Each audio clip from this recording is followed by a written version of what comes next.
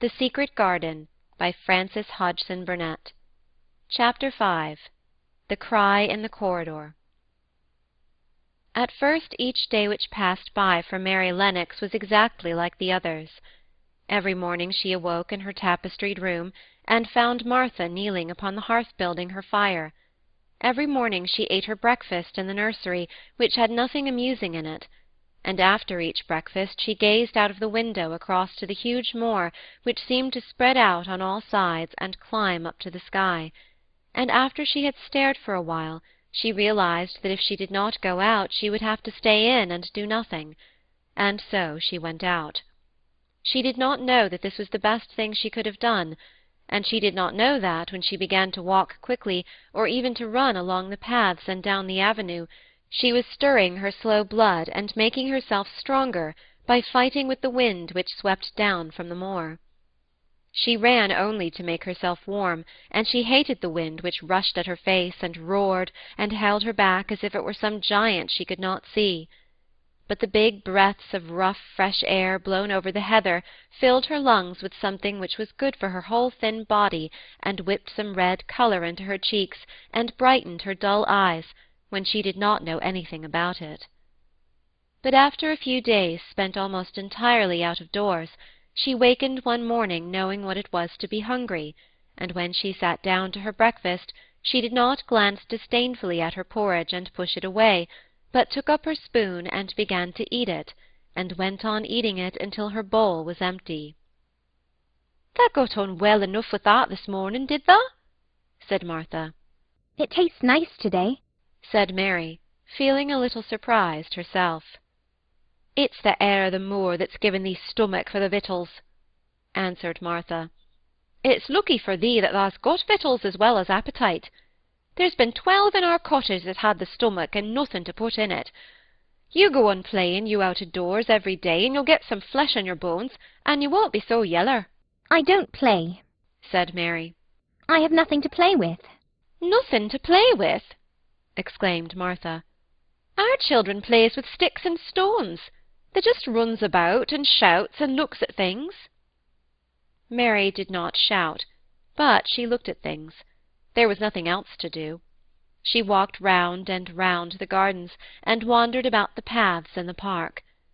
Sometimes she looked for Ben Weatherstaff, but though several times she saw him at work, he was too busy to look at her, or was too surly.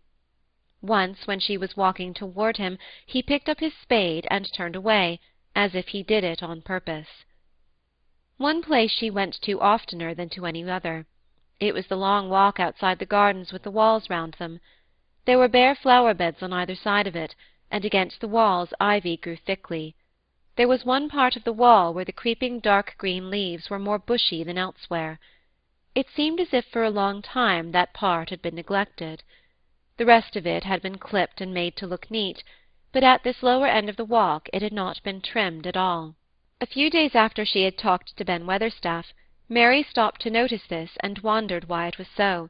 She had just paused and was looking up at a long spray of ivy swinging in the wind, when she saw a gleam of scarlet and heard a brilliant chirp, and there, on the top of the wall, forward perched Ben Weatherstaff's robin redbreast, tilting forward to look at her with his small head on one side. "Oh!" she cried out. "Is it you? Is it you?" And it did not seem at all queer to her that she spoke to him as if she were sure that he would understand and answer her. He did answer. He twittered and chirped and hopped along the wall as if he were telling her all sorts of things. It seemed to Mistress Mary as if she understood him too, though he was not speaking in words. It was as if he said, "Good morning. Isn't the wind nice? Isn't the sun nice? Isn't everything nice? Let us both chirp and hop and twitter. Come on, come on."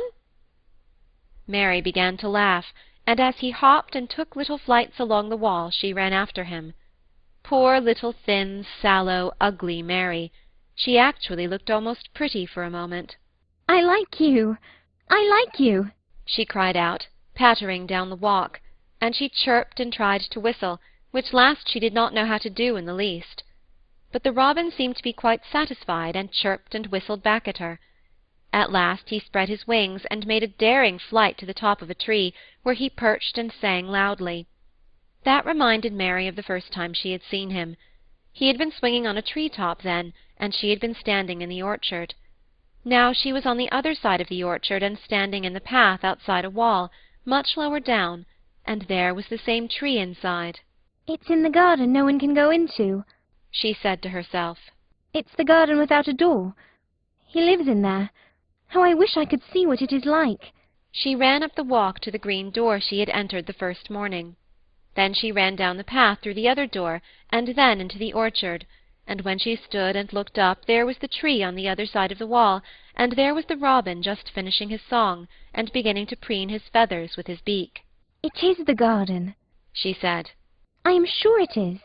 She walked round and looked closely at that side of the orchard wall, but she only found what she had found before, that there was no door in it.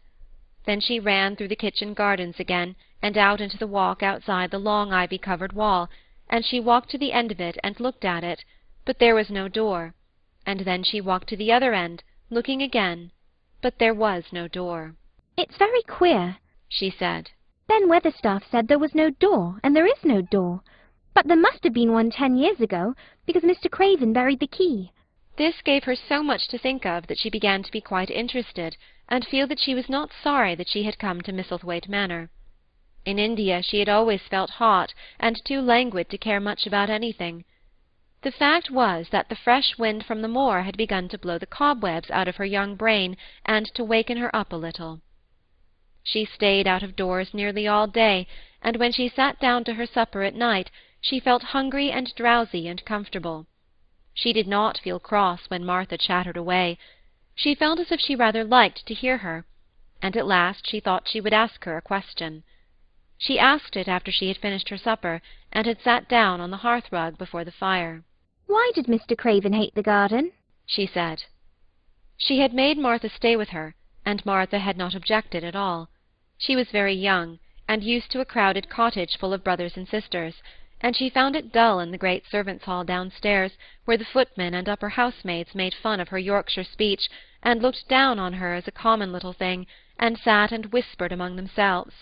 Martha liked to talk, and the strange child who had lived in India and been waited upon by blacks was novelty enough to attract her.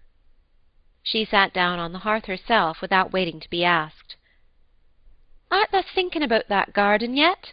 she said. "I knew thou would. That was just the way with me when I first heard about it." Why did he hate it? Mary persisted. Martha tucked her feet under her and made herself quite comfortable. "Listen to the wind wuthering round the house," she said. "You could bear stand up on the moor if you was out on it tonight." Mary did not know what wuthering meant until she listened, and then she understood. It must mean that hollow, shuddering sort of roar which rushed round and round the house, as if the giant no one could see were buffeting it and beating at the walls and windows to try and break in. But one knew he could not get in, and somehow it made one feel very safe and warm inside a room with a red coal fire. But why did he hate it so? she asked after she had listened. She intended to know if Martha did. Then Martha gave up her store of knowledge. "Mind," she said, "Mrs. Medlock says it's not to be talked about. There's lots of things in this place that's not to be talked over. That's Mr. Craven's orders. His troubles are none servant's business, he says. But for the garden he wouldn't be like he is. It was Mrs. Craven's garden that she had made when first they was married, and she just loved it, and they used to tend the flowers themselves. And none of the gardeners was ever let go in. Him and her used to go in and shut the door and stay there hours and hours, reading and talking. And she was just a bit of a girl, and there was an old tree with a branch bent like a seat in it. And she made roses grow over it, and she used to sit there. But one day when she was sitting there, the branch broke, and she fell on the ground and was hurt so bad that the next day she died. The doctors thought he'd go out of his mind and die too. That's why he hates it. No one's ever gone in since, and he won't let anyone talk about it." Mary did not ask any more questions. She looked at the red fire and listened to the wind wuthering. It seemed to be wuthering louder than ever. At that moment a very good thing was happening to her. 4 good things had happened to her, in fact, since she came to Misslethwaite Manor.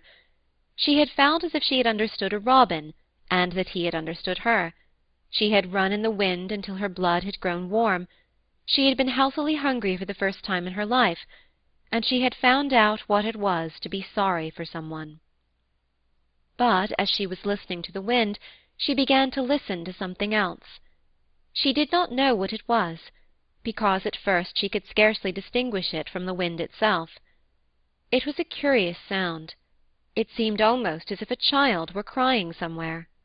Sometimes the wind sounded rather like a child crying, but presently Mistress Mary felt quite sure this sound was inside the house, not outside it. It was far away, but it was inside. She turned round and looked at Martha. "Do you hear anyone crying?" she said. Martha suddenly looked confused. "No," she answered. "It's the wind. Sometimes it sounds as if it was someone lost on the moor and wailing. It's got all sorts of sounds." "But listen," said Mary. "it's in the house, down one of those long corridors."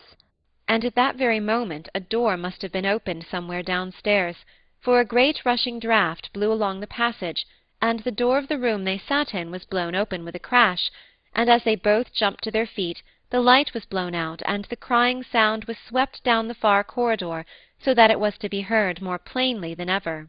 "There!" said Mary. "I told you so. It is someone crying, and it isn't a grown-up person." Martha ran and shut the door and turned the key, but before she did it they both heard the sound of a door in some far passage shutting with a bang, and then everything was quiet, for even the wind ceased wuthering for a few moments. "It was the wind," said Martha stubbornly. "And if it wasn't, it was little Betty Butterworth, the scullery maid. She's had the toothache all day." But something troubled and awkward in her manner made Mistress Mary stare very hard at her. She did not believe she was speaking the truth. End of chapter 5.